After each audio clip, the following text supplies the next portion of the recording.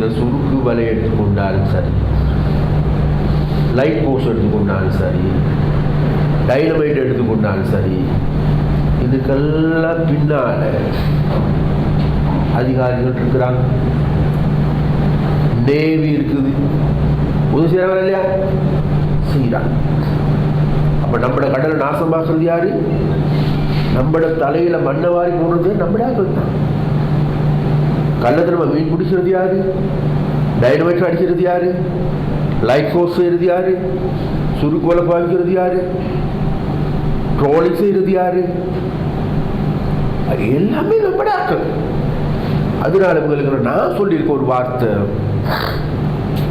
என்னண்டா, இப்போ என்கிட்ட கேட்குறாங்க சார், எங்களுக்கு வந்து பாரம்பரியமாக நாங்கள் கொஞ்சம் அரவணைத்தாங்க.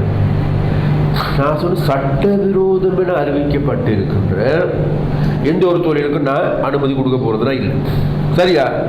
ஆனா எனக்கு தெரியும் நீங்கள் கள்ளத்தனம் செய்யுங்க, சரியா? அதனால உங்களை பின்னால துரத்தி கொண்டு வந்து பிடிக்க போறது இல்லை, சரியா?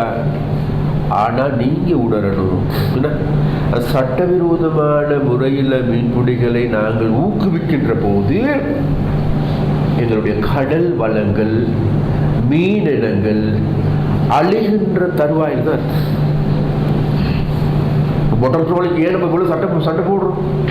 இந்தியனோட மாறாக வந்து மொட்டர் ட்ரோலிங் செய்து முழு கடல் பரப்பு, ஏன்னா கடல்ல இருக்கின்ற கடல் வளங்களையே அழிச்சு கொண்டு போறான். அப்ப அப்படியே தொடர்ந்து செய்யப்படுவாங்க நடக்கும். இன்னொரு 15-20 வருஷத்துக்கு பிறகு இந்த கடல்ல மீனினங்கள், உயிரினங்கள் வாழ முடியாது.